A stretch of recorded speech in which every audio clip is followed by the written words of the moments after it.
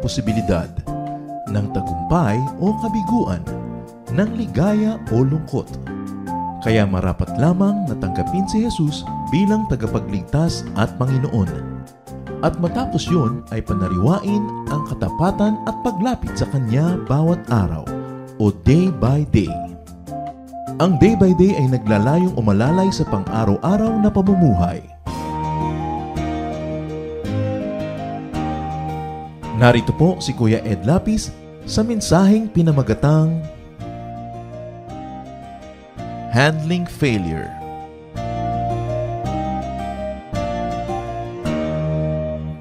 Ama naming Diyos, nilalapit namin sa aming mga sarili.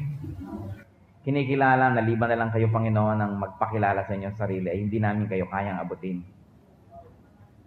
Mataas ang iyong salita, malalim ang mga kahulugan, at kami kulang sa karunungan. Humihiling kami, Panginoon, na pagkalooban niyo kami ng kakayahan na masulyapan kayo. Marinig ang inyong salita. Madama ang iyong pagyakap sa amin. At ang iyong salita ay magbunga hindi lang ng karunungan sa aming buhay, kundi ng kabanalan, mga gawa na nakalulugod sa iyo. Mangusap po kayo, Lord. We have gathered not to hear a human voice, but your voice. So speak to your people. We are the children of your church, O God. We are the sheep of your pasture. We place ourselves under your protection and your love. In the name of Jesus, we reject and rebuke all work of evil, all presence and attempt of evil to be present. We reject in Jesus' mighty name, and we accept your Holy Spirit as our teacher today. Give us eyes that see, ears that hear, hearts that are willing to obey. Lord, kayo po ang mangusap. Gamitin niyo po ang inyong anak bilang tungtungan ng inyong paa. May you use your servant, Lord, as a channel of your blessing. But be the speaker. Be the healer. Preside over this activity. We commit this to you in Jesus' mighty name. Ano po ba yung failure? Failure, marami po mga definition yan. One is absence of expected action or performance. Pag ina-expect natin na mangyari o kaya ma-achieve, hindi nangyari, we say, I failed. Many people also equate bankruptcy as failure. Yung wala kang kapera-pera. Sabi ko, failure naman ako. Wala man lang ako pambili ng lason para magpakamatay. Of course, failure din na binibilang ng iba yung deficiency, kakulangan sa mga pangangailangan at kung ano-anong bagay. The inability to achieve goal or to complete something. Failure. Ano-ano po ba ang pinagmumulan ng ating mga kabiguan, ng ating mga failures? What are the major root causes of failures? One, of course, is ourselves.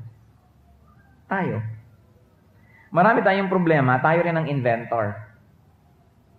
Marami tayong misery, tayo rin yung manufacturer. Marami tayong mga kabiguan, tayo rin ang may kagagawan. Isa po dyan, of course, are limitations. Mga kakulangan natin. We can be limited in skill or talent or finances or opportunities. Kulang. Maaaring isa pang dahilan, kaya tayo rin po ang may umimbento ng ating mga failure is misjudgment or error. Nagkamali ng desisyon. Nagkamali kayo ng desisyon kung sinong papakasalan. Naku, napakalaking error yan. Walang takasan hanggang hindi patay. Nagkamali kayo ng kursong pag-aaralan, pero hindi naman kayo ganun kayaman para mag-ulit. So yun na, magtsatsaga na kayo doon. Nagkamali tayo ng desisyon. Misjudgment. Another, of course, is lack of vision. Wala kasi tayong malayong pananaw. Hanggang dito lang sa malapit lagi ang nakikita. Hindi nakakapagplano.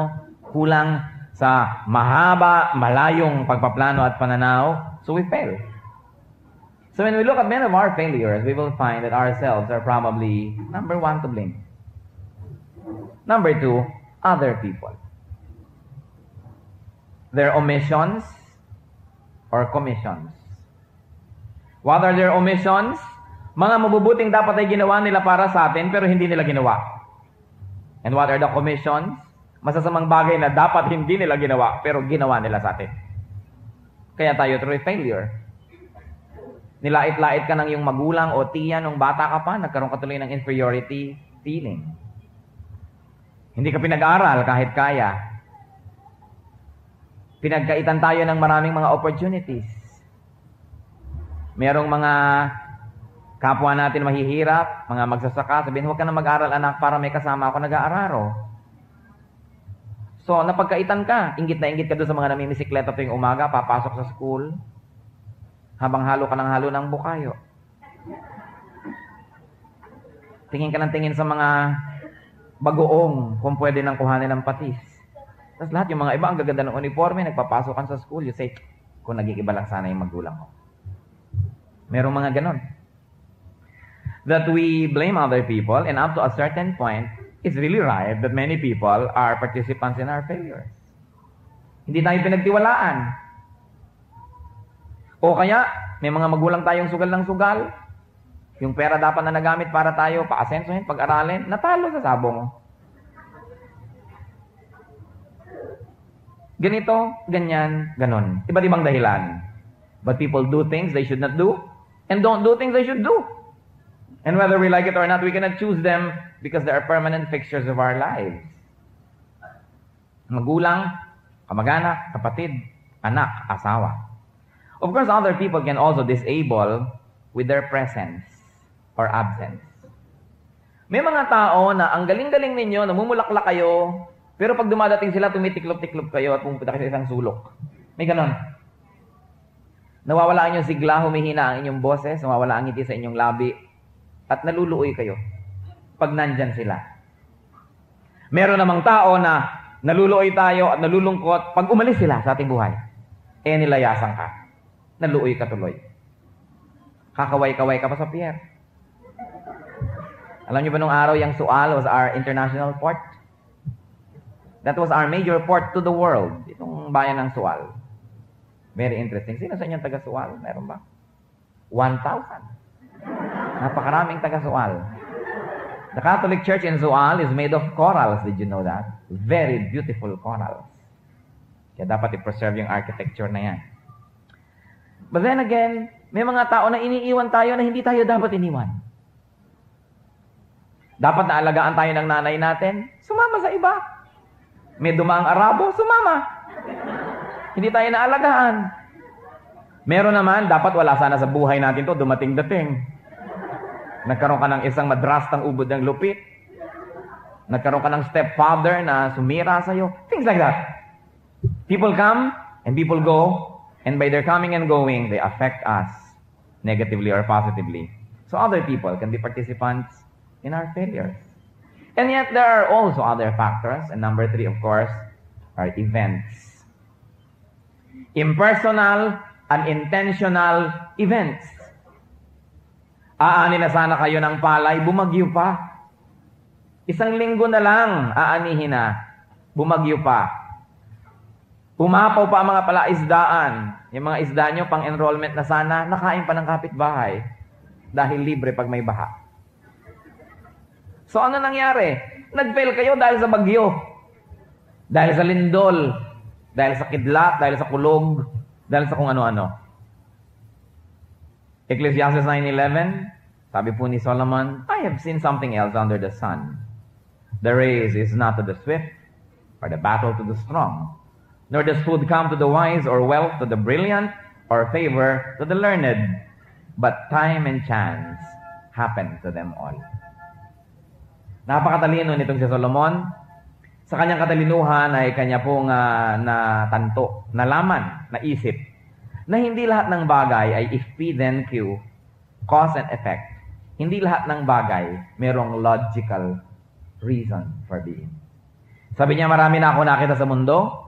May mga nananalo sa karera na mababagal, pero nanalo. Siguro pinulikat yung kalaban. Kahit gumagapang kayo, nanigas na siya, kayo pa rin ang mananalo. Hindi dahil mabilis kayo. Diba? O nahulog siya sa isang butas, ang tagal-tagal bago siya nakalabas, sa Canada pa siya lumabas dahil napakalalim pala ng butas na yon. Sabi niya, the battle doesn't always go to the strong. May timing lang yan. Sabi niya, hindi naman lahat ng matatalino ay may pagkain. Sabi, hindi naman yumayaman lahat ng matalino. Tingnan niyo ang mga profesor. Tingnan niyo ang mga principal, ang mga school teacher. Ang tatalino. Pero hindi ibig sabihin ng katalinuhan mo, sa'yo na mapupunta yung mga biyaya. Kung minsan yung drop out pang kapitbahay mong kayaman-yaman, ano nangyari? Bakit ganon? Sabi niya, food does not always come to the wise, or wealth to the brilliant, or favor to the learned. Sabi niya, but you know, time and chance happen to them all. Ayaw natin sabihin mga Kristiyano yung word na yan, pero sabi ng iba, swerte-swerte lang yan.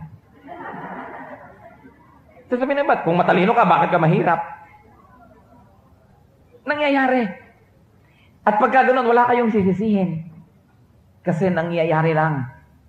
At sa katalino ni Solomon, nakita niya, hindi lahat ng nangyayari reasonable. Nangyayari lang talaga. Naglalakad ka, tinamaan ka ng kidlat, kasi tinamaan ka eh. Hindi naman dahil karapat dapat kang tamaan ng kidlat, o nangyaring nandun ka nung yung kidlat ay gumuhit. Ganon. Sabi niya, ganyan talaga ang buhay. So events can be a source of failure. Kaisa-isa mong inaasahang anak na maghahango sa iyo sa hirap, nagpiknik, lumubog ang bangka, siya pa yung nalunod. It can happen. At ano pa po ang mga dahilan ng failure? Satan. Satan. Kaya lang yung iba, self, other people, and events, lagi nilang si Satan ang nasisisi. Hindi naman lagi siyang may kasalanan eh.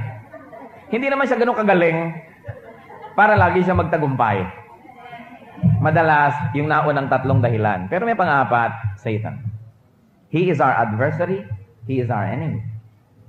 Sabi po sa 1 Peter 5:8, be self-controlled and alert. Your enemy, the devil, prowls around like a roaring lion, seeking someone to devour. Hindi ko masyadong na-appreciate itong verse na ito hanggang ako'y hindi nagpunta sa Africa at nag-safari. I went on a safari in Africa, pero hindi naman para maintindihan yung 1 Peter 5:8. Nagkataon na doon ko naintindihan. Dahil sa safari po, sumasakay kayo sa mga jeep na may mga rehas-rehas to keep you in and to keep the lions out. Kasi kayo ang pumapasok sa mga kagubatan, nandun yung mga leon, teritoryo ni leon, kaya yung mga tao ang nakalagay sa mga hawla. Ganun talaga ang mga itsura ng mga sasakyan na yon.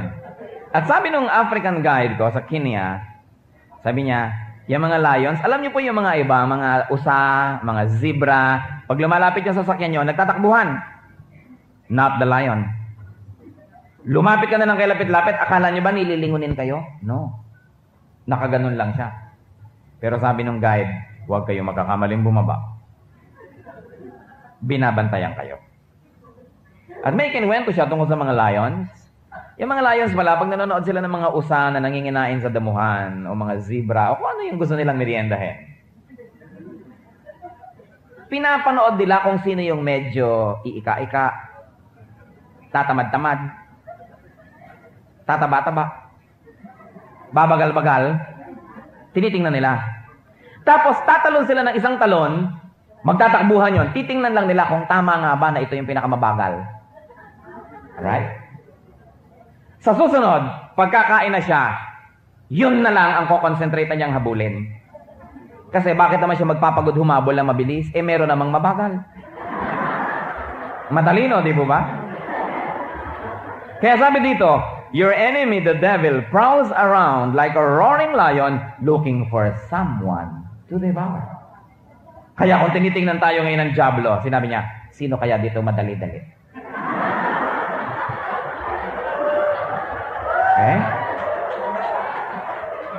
Ang mahal naman ang nagastos ko para ko lang maintindihan ng 1 Peter 5:8. Tapos kayo ngayon naintindihan nyo ng libre. Siyempre, tinitingnan niya yung madali. Kaya, hindi naman niya isiisip, ito ang kukonsentrate ko, ito. Hindi ganon. Bawat isa, tinitingnan niya kung aling uri ng ating pagkatao ang madaling niyang pasukin. Sabi niya, ito bugnutin, dito ko ito dadaanin. Doon madali eh. Ito mahilig to sa mga sexy, ito ang gagamitin ko sa kanya. Ito mahilig to sa hikaw na ganggasantol, ito ang gagamitin ko para siya madapa. The devil prowls around like a roaring lion looking for someone or something to devour. Kaya tayo po dapat nagbabantay. Siya'y kalaban natin and meron siyang kaisa-isang misyon, sirain tayo. Bakit? Kasi ang Diyos, tayo'y ginawa at binuo Kalaban ni Satan ng Diyos, sinisira niya yung binuo ng Diyos. Kasi hindi niya kayang sirain ng Diyos. Parang ganito, pamangkin kayo ng isang sikat, hindi nila yon masira. Kayo ngayon ang pinagdidiskitahan kasi kayo kaya. Ganon. So tayong pinagdidiskitahan ni Satan na sirain kasi binuo tayo ng Diyos.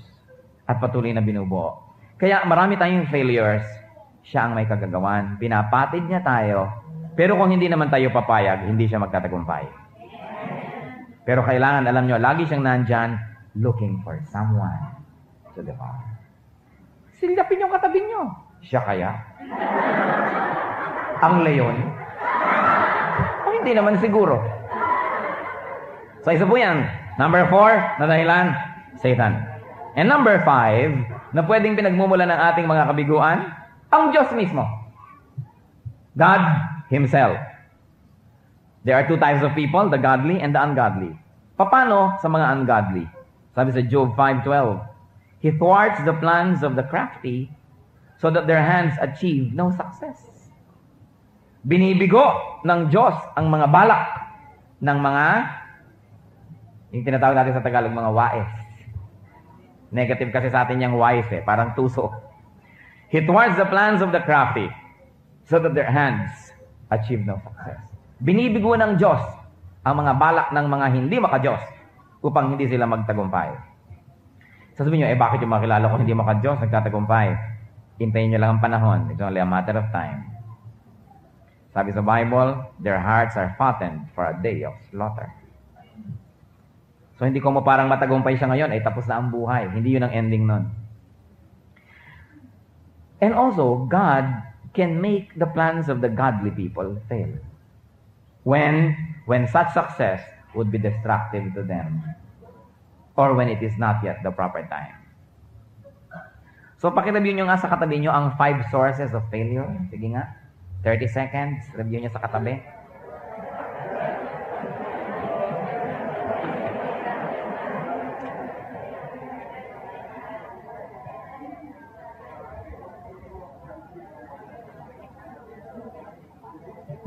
So, 5 po ang mga sources of our failures. How do we handle failure? Paano ba? Paano po natin pangangasiwaan yung mga ganyang kabiguan? Number 1, assess the extent of your failure. Pag-aralan, sukatin, kung ano nga ba talaga ang laki o liit ng kabiguan. And be specific. Do not generalize and do not dramatize. What do I mean? Huwag niyo sasabihin, I'm a failure. Masyadong general, masyadong negative. Sasabihin nyo, I'm a failure at taking the board, nakakalima na ako. Pero siguro sa ika-6 ay pwede na. Kasi pag generalize nyo, magdadramang bukid kayo, maaawa kayo sa inyong sarili, you will wallow in your misery, and that will be counterproductive, that will not be good for you. Dapat specific. Katulad din pag may mga kasama tayo, mga mahal natin sa buhay, huwag natin sasabihin, ikaw failure ka. Pwede mo sabihin, ikaw failure ka sa ganitong area, sa ganong area. Because, are you listening, church? You cannot be so successful to become a 100% failure. It's impossible. Pag 100% failure kayo, napaka-successful nyo dahil naka 100 kayo. Imposible yun. You will fail to fail. Kaya hindi ka pwedeng maging pakyaw-pakyawa na failure. Meron lang mga bahagi ng ating buhay na failure, pero definitely, merong success. Huwag niyong generalizein kasi ang tendency niyo, mahahabag kayo sa sarili, magagalit kayo sa mundo, magagalit kayo sa Diyos, maiinggit kayo sa iba. It will never help you. And besides, if you generalize, you will not be able to specify to the point of rooting or uprooting the cause of that failure. So assess the extent of your failure, and then number 2, assess the roots and causes. Ano bang dahilan? Bakit ako nag-fail? Babalikan natin yung 5 mga dahilan. Kung sarili natin ang dahilan, pagsisihan nyo. Repent. Because it's an error. And then remedy the situation. Sabi sa Matthew 3:8, although hindi ito yung context, pero sabi dyan, produce fruit in keeping with repentance. Kung talaga nagsisisi ka, ay dapat may makitang bunga. In other words, tinatalikuran natin yung mali at humaharap tayo sa tama, Gumagawa tayo ng mabuti at tinitigilan natin ang paggawa ng mali o ng masama. Repent kung ang dahilan ay ang ating sarili. And then repair the damages. We've got to repair the damages. Merong mga tao na damage na nga, palalakihin palalo. When there are rats in the ship, you kill the rats. You don't sink the ship. Nakakita na ba kayo ng tao na sa galit sa ipis ay binarel? Eh yung ipis nasa noon niya. May ganon. Sa pagtanggal niyo ng ipis, pinapatay niya rin sarili niyo. Sa pagtanggal natin ng nuisance, sinisira natin sobra marami. So repair damages, limit those damages, and then restore yourself or other people. Restore. Recommission yourself to do it. Repeat. Try again. The greatest failure is not to try. The second greatest failure is not to try again when you initially fail. Sabi nga nila nung araw, ang nagwawagi ay di umaayaw at ang umaayaw ay di nagwawagi. Sino sa inyong umabot sa kasalawikain na yan? 1, 2, 3? Bumibili kayo ng tagumpay ticket siguro nung araw. Yung mga sweepstakes ticket, ang kanila pong motto, ang nagwawagi ay di umaayaw, ang umaayaw ay di nagwawagi. So, bili ka ng bili. Siguro sa sweepstakes ticket, hindi magandang gamitin yung motto na yon, pero sa buhay maganda. Huwag kayong ayaw ng ayaw. Minsan lamang na nabigo, ayaw na. Minsan lang napahiya, ayaw na. Minsan lamang na hindi nagtagumpay, ayaw na uling subukan. Ang pinakamalaking pagkakamali ay yung hindi nyo subukan. Ang pangalawa, yung ayaw niya na sumubok uli dahil nung una, nabigo kayo. Kailangan matibay. Kailangan medyo kapalmoks ang mga tao. Huwag masyadong manipis. Walang mangyayari pag sobra kayo mahihiyain, mahinain yung loob, lagi kayo sumusuko. Walang mangyayari sa buhay nyo. Kailangan sikap ng sikap. At kung tayo po ang nagkamali, kaya tayo nagkaganon, forgive yourself. Forgive yourself. Kung minsan tayo ay nakakapagpatawad ng kapwa, nagagawa natin dahil utos ng Diyos. Subalit nalilimutan natin na dapat din tayo magpatawad sa ating sarili. Masyado tayong maraming dinadalang mga kabigatan na sabi ni Lord, "Come to me, all of you who are tired and heavy laden, I'll give you rest." Matuto tayong magpatawad sa ating sarili. Napakahalaga yon para ang mga kabiguan natin ay mabaligtad at maging mga tagumpay. Kung ibang tao ang dahilan ng ating kabiguan, what do? Forgive them. Sabi sa Matthew 6:14, "For if you forgive men their sin against you, your heavenly Father will also forgive you."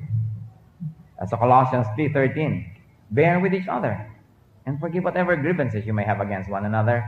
Forgive as the Lord forgave you." Hindi ako magpapataas ng kamay, pero gaano karami sa inyo ang may sama ng loob sa inyong mga magulang? Gaano karami sa inyo ang may sama ng loob sa inyong mga tiya, tiyo, mga lolo, lola? Sa inyong mga teacher nung araw, nung elementary, na nung maliit kayo, habang pinapaluhod nila kayo sa munggo, sinasabi nyo, "Balang araw, babangon ako at dudurugin kita." Gaano karami sa atin ang na-damage ng ibang tao? Hindi kayo aasenso. Hindi tayo progreso. We cannot go on until you have forgiven. Kailangan. Sabi ni Lord, "If you forgive men their trespasses, your heavenly Father will forgive you. But if you do not forgive men their trespasses, neither will your heavenly Father forgive you." Siguro nagtataka yung iba, bakit kaya ang bigat-bigat ng buhay ko? Bakit kaya kahit anong gawin ko, ang sikip, ang hirap? Siguro meron kayong hindi pinapatawad. Kaya lang nadaya kayo ng kaaway, nalimutan nyo na. Akala nyo okay na kayo. Yung pala meron pa kayong hindi pinapatawad. So nandun pa rin. Tayo'y nakatanikala sa isang kahapon na dapat sana naging tungtungan na natin para tayo tumaas, pero nagiging pabigat, kaya tayo lumulubog. Forgive. Today, if there's only one thing that you will remember out of everything that we're discussing here from this pulpit, if you want balance in life, you forgive. Because for every judgment you pronounce, you will be judged. And the measure you give is the measure you get. Kung tayo po ay hindi nagpapatawad ng kapwa, hindi tayo patatawarin ng Diyos. At kung hindi tayo pinapatawad ng Diyos, araw-araw nagkakaroon tayo ng kasalanan, paano dadaloy ang pagpapala sa ating buhay? Huwag kayong magdala ng kabigatan na hindi marapat dalhin.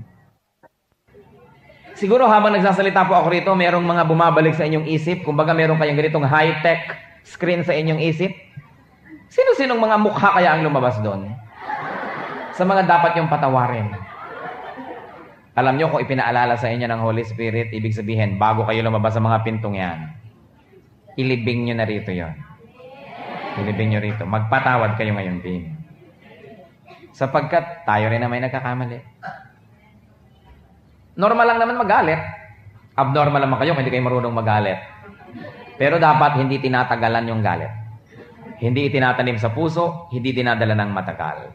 Yang galit parang asido. Gusto nyong ibuhos sa taong kinakagalitan nyo, pero bago nyo magawa, dahil hindi nyo pa siya nakikita, iniipon nyo muna sa puso nyo. Ang unang nasisira, yung puso nyo. Anger is like acid. It destroys its container more than the person for whom it is being stored. Kaya yung pagmamahal sa kapwa, actually, pagmamahal din nyo sa sarili, katalinuhan. Kasi kung hindi nyo mahal ang kapwa, nagagalit kayo, kayo rin na nasisira. So kung hindi nyo kaya magpatawad dahil kayo banal, at least magpatawad kayo dahil kayo matalino. Kasi alam nyo na pag hindi kayo nagpatawad, kayo rin yung lugi. Kayo rin yung may dala. So dalawang dahilan. Nagagawa nyo dahil napaka-spiritual nyo, o at least matalino kayo. Kasi kailangan tayong magpatawad. And then learn from the experience. Be wiser next time. Kailangan matalino. Meron daw na dalawang salita na napaka-destructive sa buhay. Dapat mawala sa ating vocabulary. And that is, are you listening? If only.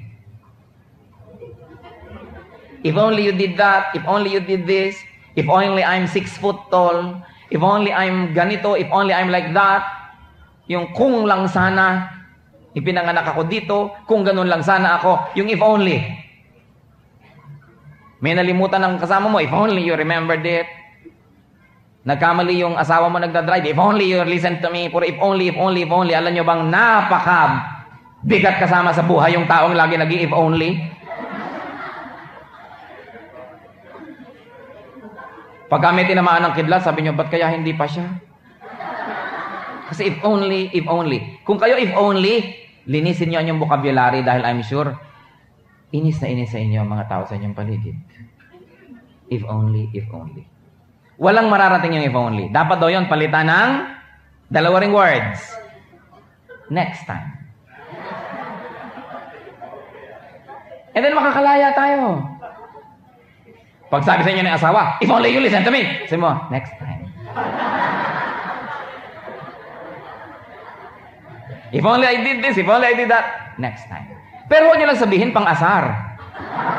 Kasi minsan sinasabi nyo lang pang inis lang ng kapwa, lalo tuloy na inis. Kundi talagang sincere. So nyo, next time. Habang may bukas, may pag-asa pa, pwede pang magbago yan. Kaya tama na ang sisihan. Walang kwenta sa tao yung palasisi. Walang matutuwa sa inyo. Wala. At tayo man, mabigat sa ating sarili. Pagsisi ng sisi lagi. Sabi, next time, be wiser. And then, kung ang dahilan ng ating failure, events, wala kayong magagawa dyan, tanggapin nyo lang. Katulad nga nung tinamaan kayo ng kidlat, kinain kayo ng lupa, anong magagawa nyo? Hindi nyo naman sinadya. And then, if Satan is the cause, learn about his ways. Sa mga gera, malaki ang pondo ng intelligence, ng espionage, ng trabaho ng mga spy. Bakit? Because half of the reason why you win is because you know the enemy. You know the tactics of the enemy. You know the plans of the enemy. You know the style of the enemy. Kaya dapat kilala nyo si Satan. Para alam natin ang kanyang mga paraan. Na iniinis niya tayo, ginagalit, ginagawa niya tayong proud, ginagawa tayong sensitive, ginagawa tayong overly selfish. Lahat yan tactics lang niya para tayong mabigo. Get away from him. Do not give him a chance. Sabi sa Bible, do not give the devil a foothold. Pag nakatapak yan ng konti, ang dami na niya nakasunod. Don't give him a chance. And if God is the reason for this failure, so to speak, open and close quotation, failure, be thankful. Pag Diyos ang dahilan kung bakit hindi natupad yung gusto natin, magpasalamat tayo dahil siguradong hindi ito lang totoong failure yon. What may look like a failure at the start may actually be just a deferred success. Tagumpay na bukas pa, next time pa, installment. Dahil hindi naman gusto ng Diyos na tayo mabigo.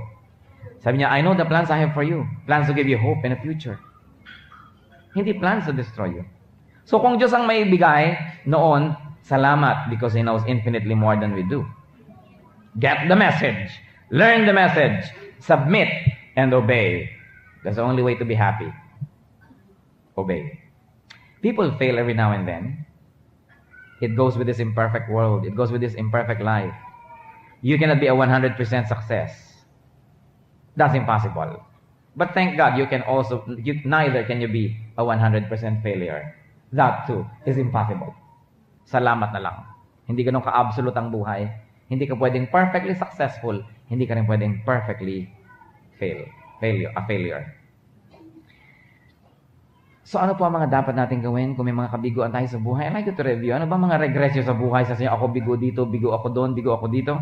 Unang-una, review your ideals. Ano ba talaga ang mga pamantayan natin? Kung ano ang mabuti at masama? Kung ano ang desirable at hindi? Kung ano ang dapat na nandun at wala? What are our standards? How do we measure success? Baka naman ang success sa atin ay yung worldliness. Baka naman ang success sa atin yung mga ungodly accomplishments. And then, brothers and sisters, kahit yung goal ninyo maganda, i-match nyo naman sa katotohanan. Halimbawa, nananalamin ka.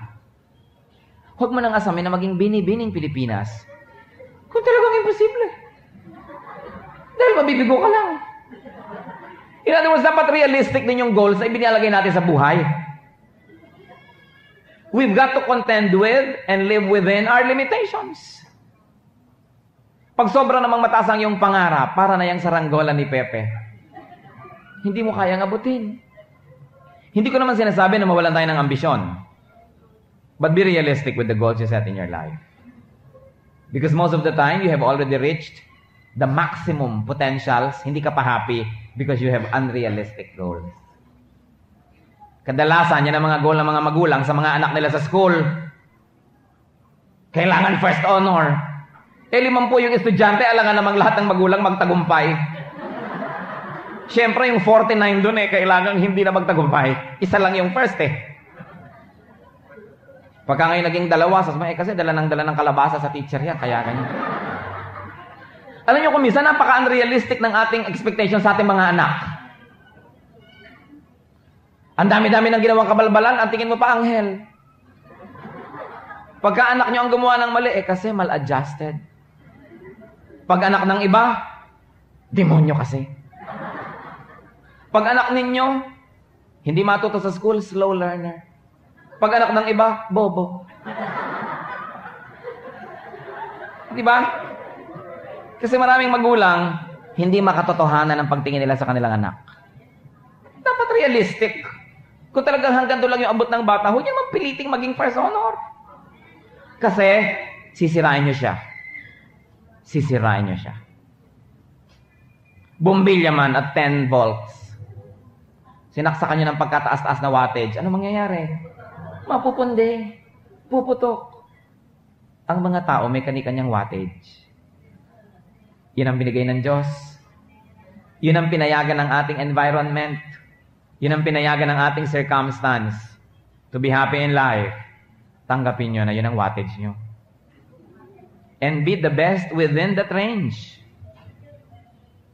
Don't bite more than what you can chew.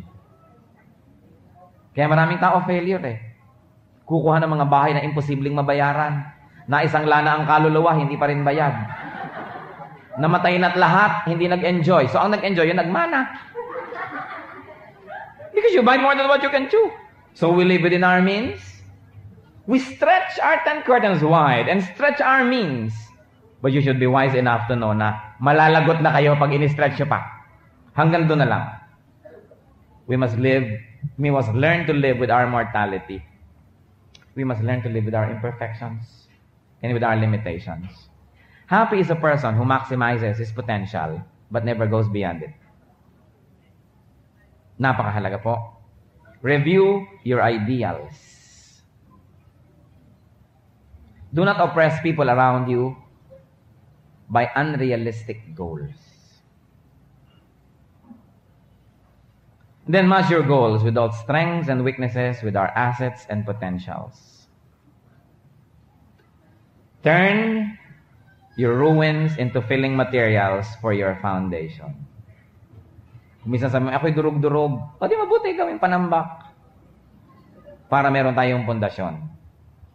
Di ba may mga tao habang binabato sila, salamat, nakakaipon sila ng bato, ginagawa nilang monumento.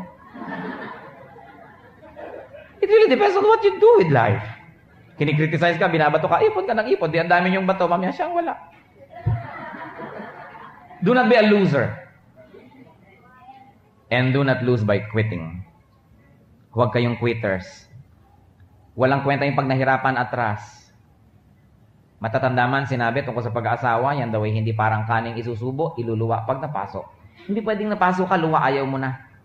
Pasensya ka. Nag-asawa ka. Panindigan mo yan. Hindi atras ka na lang ng atras. Lahat ng ginagawa na tao, atras ng atras. Walang mangyayari. But we must have wisdom from God, malaman kung kailan talaga it is wise and godly na umatras.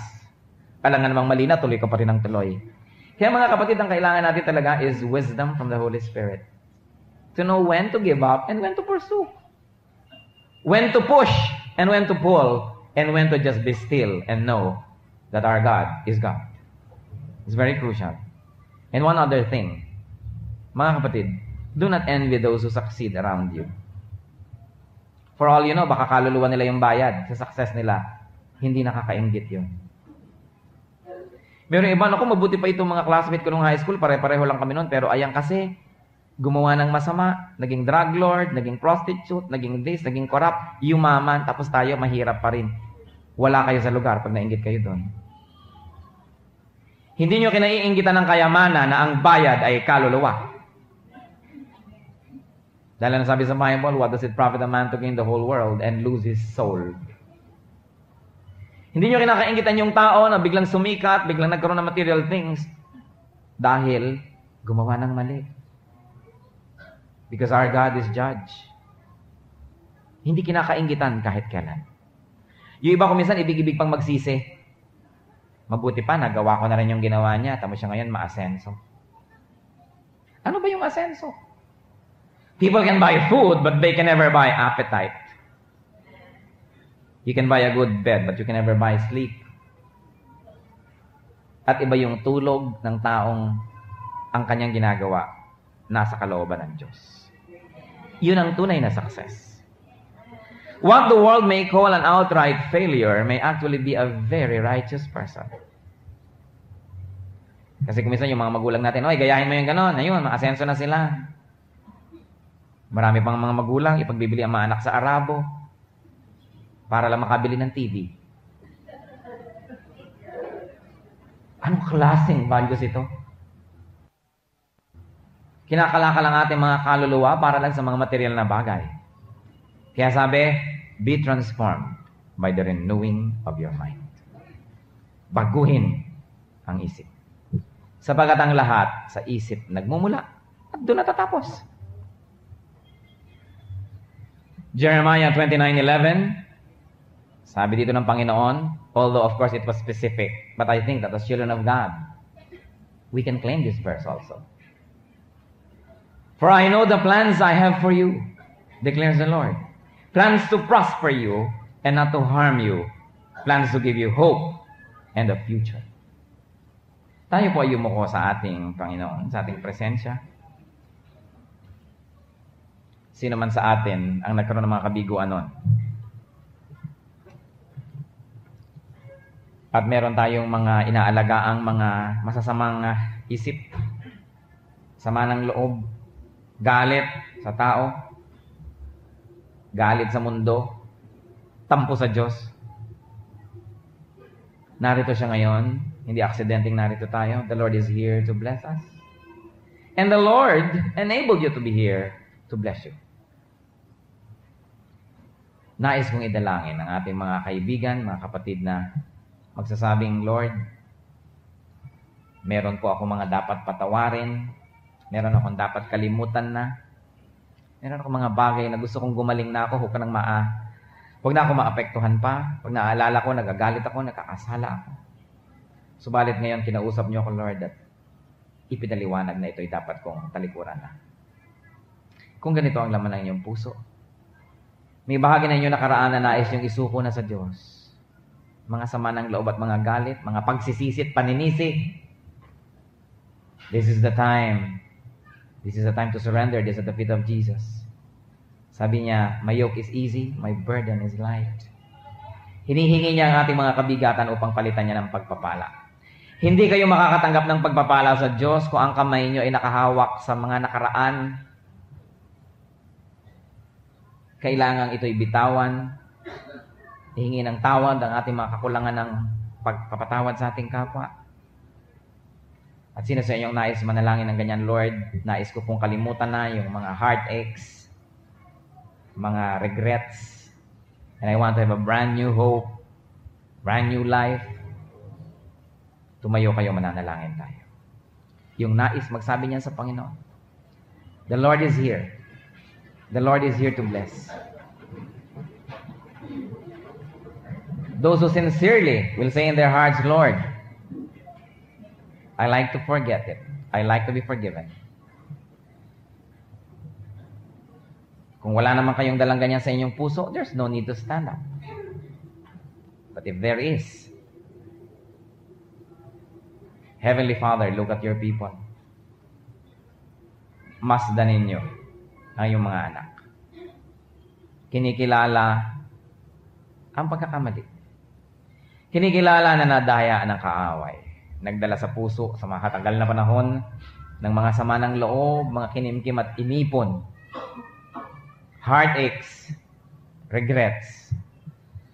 Lord, we know that you have died for this, O Lord Jesus. Kasama ito sa hinugasan ninyo ng dugo doon sa bundok ng Kalbaryo. Kasama ito sa mga sugat na napalagay sa iyong katawan sapagkat inalis sa amin. By your wounds, O Jesus, we were healed. So there's no reason for us to go around with these fresh wounds in our bodies because by your wounds, these have been healed.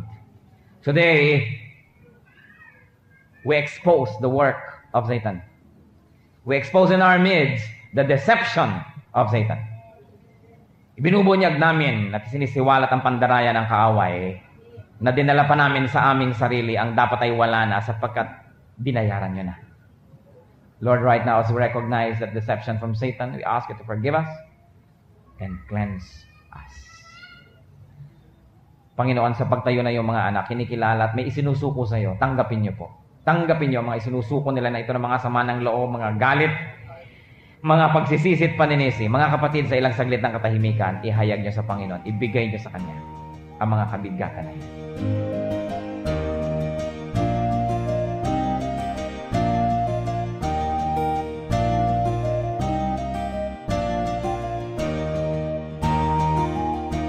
Ang katatapos pong mensahe ni Kuya Ed Lapiz ay pinamagatang Handling Failure.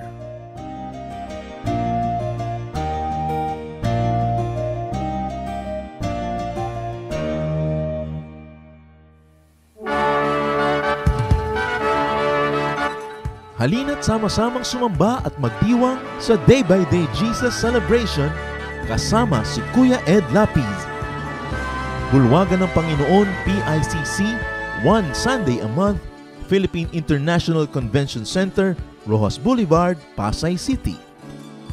All other Sundays, sa mga day-by-day mini-bulwagan ang pagtitipon. Para sa buwan ng Setyembre, gaganapin ito sa September 1, 2024. 8 a.m. ang First Jesus Celebration, 10 a.m. naman ang Second Jesus Celebration. Para sa iba pang detalye, bisitahin ang ating official Facebook page, Day by Day Friends.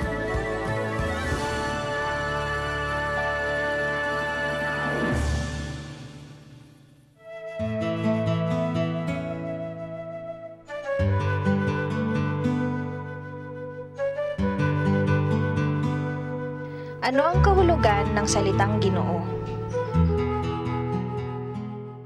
Ang salitang Ginoo, hindi yan equivalent ng mister lamang. Kasi yung Ginoo, nagmumula yun sa salitang Maginoo. At nung sinaunang panahon sa Pilipinas, yung mga Maginoo, yan yung mga nobles. No? Ibig sabihin, a male person with nobility of spirit.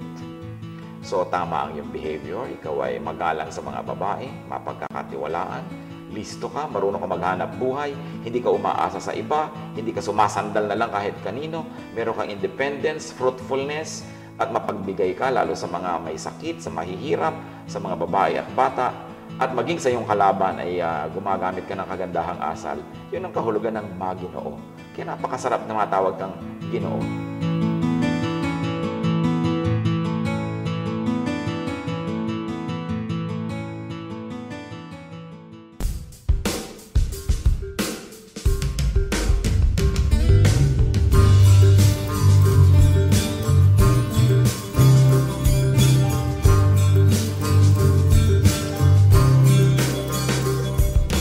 Tingnan ko ang nananakaran kayo.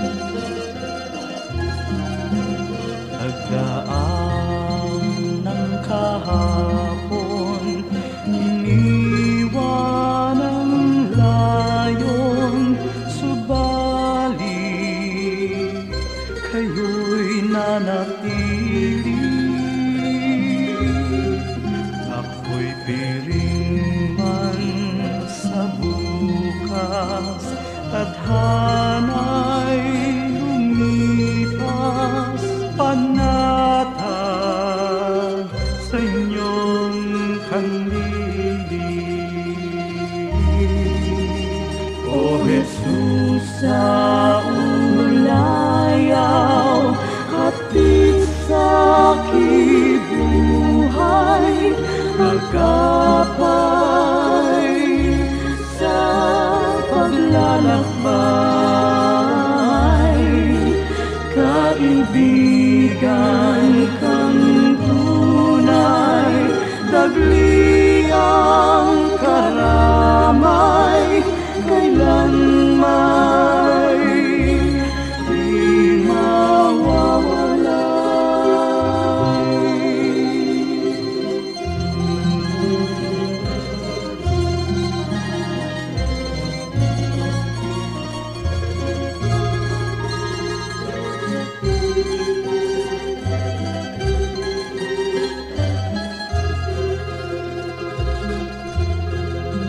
sa tamis ng iyong hiya, masakit at hirap, sadyang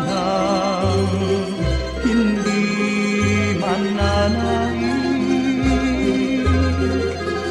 O Jesus kaulayaw, gawin pang malinaw sa akin ang iyong pag-ibig. O Jesus sa ulayaw, hatid sa kibuhay, agapay sa paglalakbay, kaibigan kang tunay, dagli ang karamay, kailan may di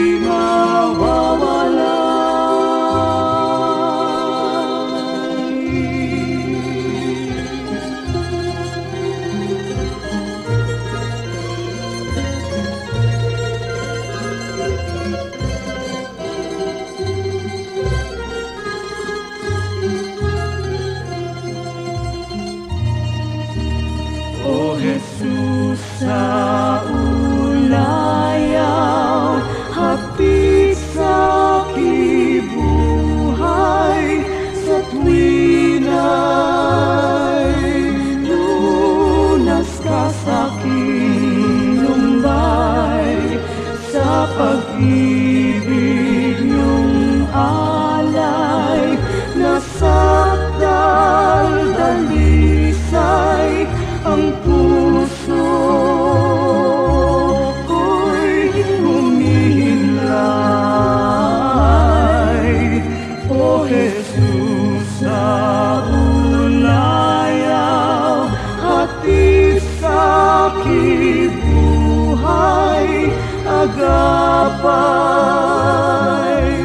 sa paglalakbay, kaibigan kang tunay, dagli ang karamay, kailan may di mawawala.